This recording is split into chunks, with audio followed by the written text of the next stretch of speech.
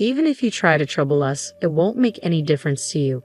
Your funds aren't needed by poor people with lowly lineage. I sighed as I completed the final check. You're closing your account, right? Please go ahead, I said, my tone deliberately mocking. Their eyes, filled with disdain, made me feel disgusted as they stared at us.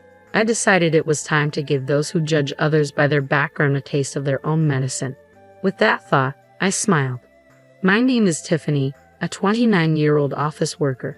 Currently, I live a peaceful life with my mom while working. My dad passed away from an illness when I was young. His chronic condition had worsened early on. Despite being involved in various businesses and always busy with work, he treasured his family time, and I have fond memories of playing with him on his days off. Mom and I were initially shocked by Dad's death, but Mom, not wanting me to feel lonely, cherished our time together. Fortunately, when Dad fell ill, he ensured with his former CEO that there were enough funds secured for our livelihood. Thanks to that, I was able to go to college, and both Dad's and Mom's parents were very supportive. Especially my paternal grandparents, who lived nearby, took great care of me when Mom was at work or away. We still go back to both sets of grandparents for holidays like Christmas and spend time together. I am who I am today thanks to the support of many people.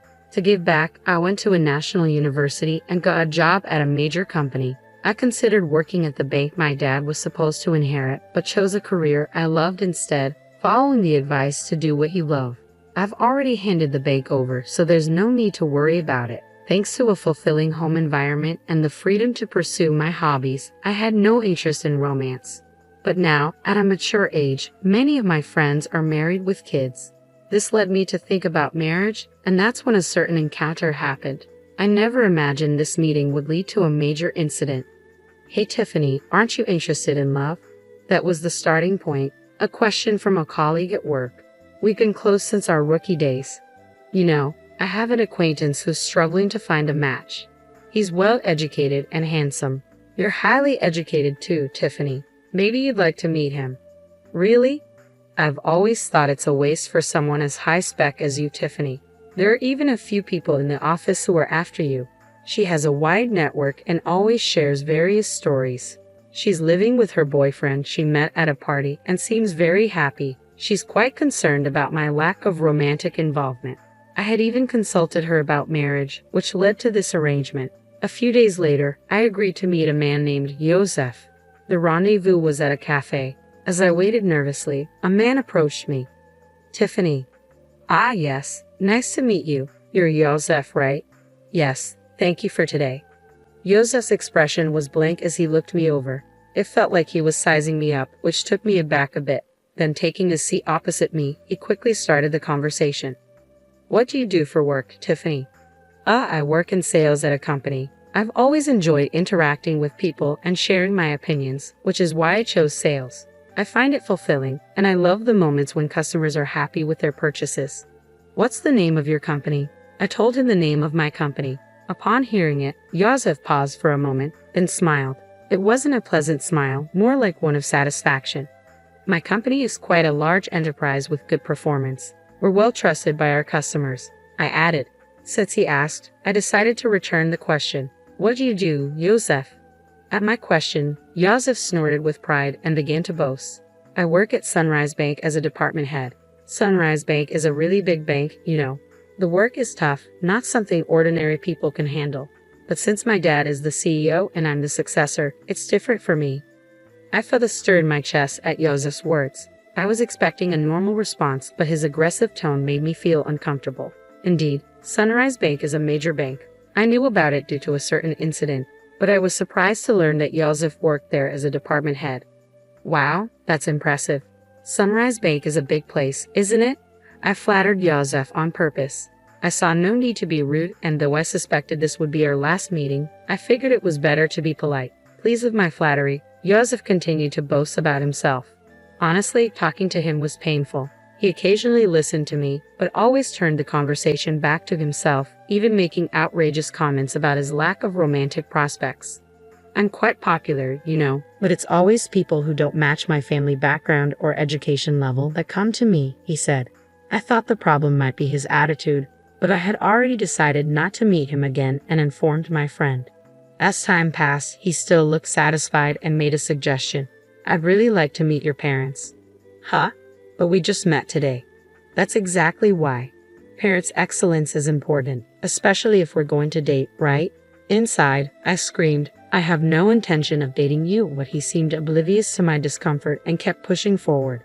When are your parents available? I'll have to discuss it with my mom. What about your dad?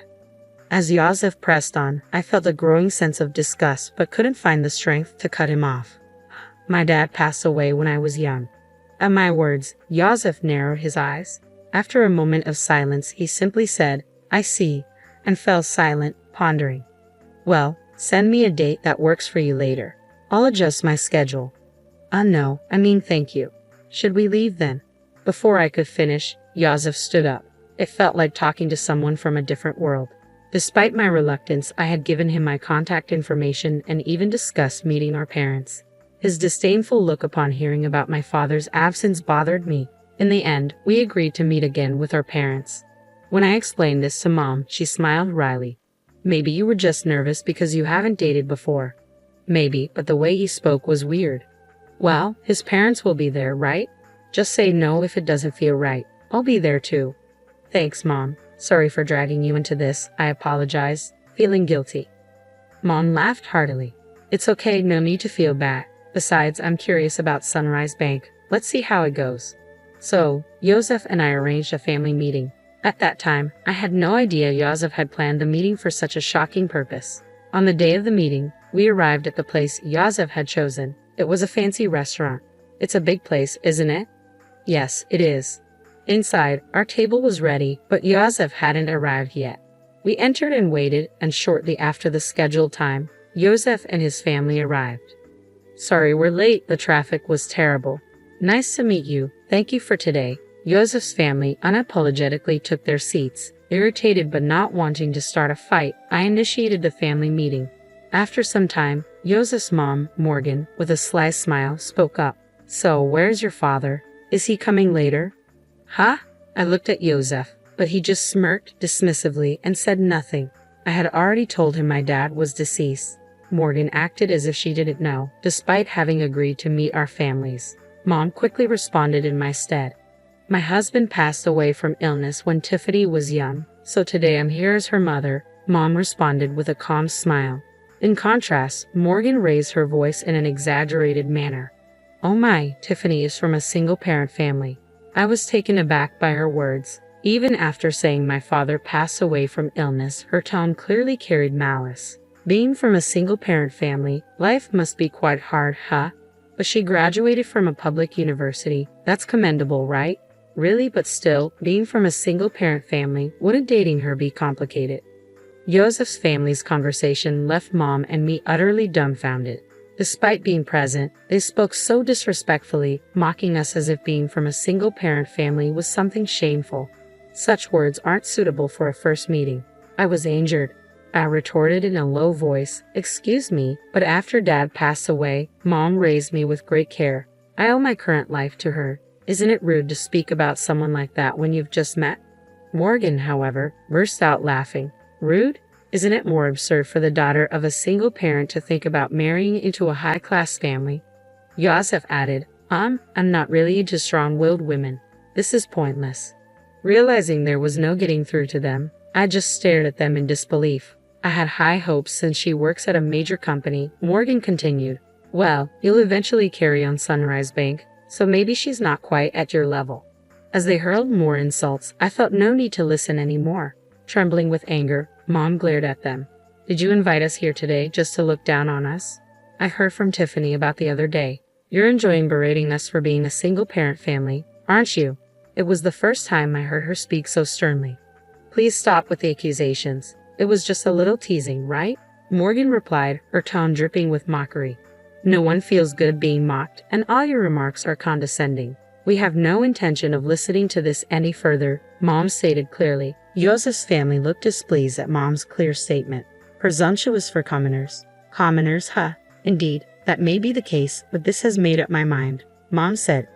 Yosef's family looked briefly surprised at Mom's words, then burst into laughter. They seemed to be thinking, what can you possibly do?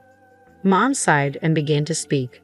Actually, we have funds deposited with your bank, but we don't wish to entrust them to people like you. Oh, really? But we don't know your name, so it can't be much, right? It's probably insignificant. Morgan scoffed. That's right. Even if you try to trouble us with your funds, it won't really affect us. Low-class poor people are not needed, Yosef added disdainfully. I realized that even Mom's last attempt at reconciliation was in vain, but they continued to speak disdainfully, unaware. I sighed and made the final confirmation. We're closing our account. Okay, go ahead, came the mocking tone. Yosef's family looked at us with disdainful expressions. I thought to myself, let's make those who judge others by their background suffer a bit. I smiled at the thought. Is that so? Then we will proceed as such, and please consider this meeting never happened. Of course, we had no intention of marrying a daughter from a single-parent family. Well then, we will take our leave now. Mom and I stood up. Oh, don't worry about today's bill. It's too expensive for you. Is that so? Well then.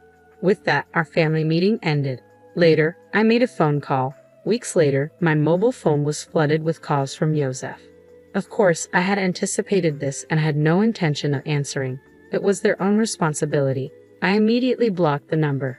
A few days later, I received a call from Grandpa Kyle, summoned by him. Mom and I headed to Sunrise Bank. In the meeting room, Yosef's family, looking pale, was present. As soon as they saw us, Morgan stood up and rushed over to bow deeply. I am extremely sorry for what happened. I didn't reply to Morgan's words, just smiled and began to speak. What exactly are you apologizing for? At my words, Morgan bit her lip hard, trembling with anger. That was understandable. There were too many things for which they should apologize. That's probably why she was feeling so frustrated. This whole situation started because I said we would close our account that day. Our account wasn't particularly large, so closing it wouldn't have caused much damage. But Kyle's case was different. Kyle managed the inheritance left by my dad at Sunrise Bank for our benefit, and he also had his own account there. If all accounts, including Kyle's and my dad's inheritance, were closed, it would total about $7 million. In other words, their disrespect decided the closure. Importantly, Kyle was the former CEO of the bank. Dad was supposed to take over the bank but passed away young, so the position went to Scott. I didn't know that Tiffany was related to the former CEO, Scott said, looking anxious, as if making an excuse. That's no excuse, I replied. Even if you didn't know, your prejudice against our family is your own fault. You mean if we were relatives, you would have treated us differently? Hey, don't talk to Dad like that. It's your fault for not telling us from the start that your grandpa was the former CEO, Yosef interjected. I don't have any obligation to tell a stranger like you that. Besides, you were the one who started it and made fun of us, remember? Yosef, unable to retort, narrowed his eyes in frustration. You insulted me knowing I was from a single-parent family. When I said I would transfer the account due to insecurity, you told us to go ahead. We just did as we were told. But it's just that. It may be just that for you, but have you ever thought about the feelings of someone whose family has been insulted? Silence fell. Morgan was trembling, looking hopeless, and Scott was hanging his head, but Yosef still seemed unconvinced, his face full of dissatisfaction. Getting all high and mighty just because people talk to you, Yosef muttered, unrepentant. At that moment, the door to the conference room opened and Kyle appeared. Seeing Kyle's stern face, Scott and Morgan turned even paler, frozen in place. Only Yosef glared at me. Even after giving you a chance to reflect, you're still only thinking about yourselves, Kyle said, the former CEO's presence commanding the room. It's not my fault, it's her.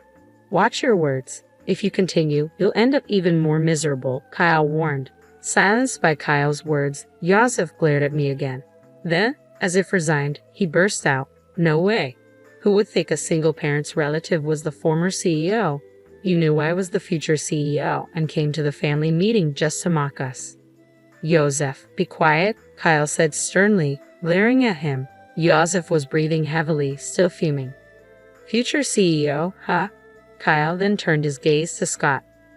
Scott shrank even more under Kyle's intense scrutiny. I understand wanting to leave the bank to your son, but now that I know his mindset, it's impossible for him to continue as CEO. That's ridiculous over something like this. Scott started to retort but sat down again under Kyle's stern gaze. You still don't understand that your attitude is the problem. Though I'm retired, the board will decide. If you have something to say, say it to them. Remember, we recorded the previous conversation and this one. Don't forget that the voice recorder will serve as evidence. I took out a voice recorder and pressed play in front of the three, replaying our conversation from the other day. How dare you prepare something like that? It's unfair.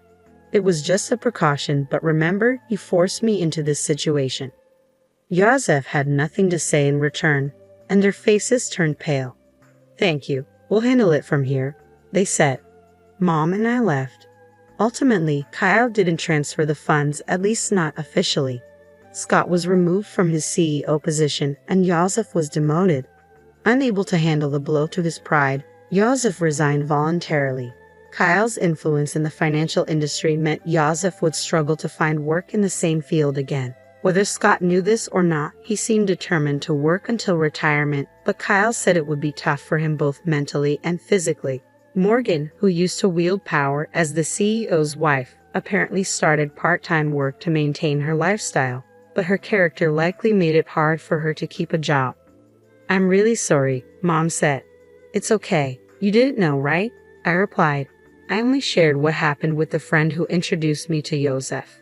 She had just heard about him through someone else and wasn't at fault. Mom was initially concerned about being a single parent, but I'm happy now and can live thanks to the support I've received. When I told her that, she smiled and said, thank you.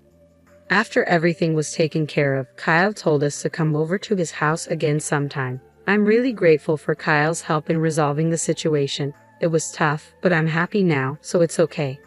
I have some good news for you. Really? It's not about dating again, is it? It's a friend of my boyfriend this time. He's definitely a good guy. I'm not interested in dating right now, but I'm satisfied with my current life. I want to keep cherishing those who support me, and maybe someday I'll meet someone I really click with.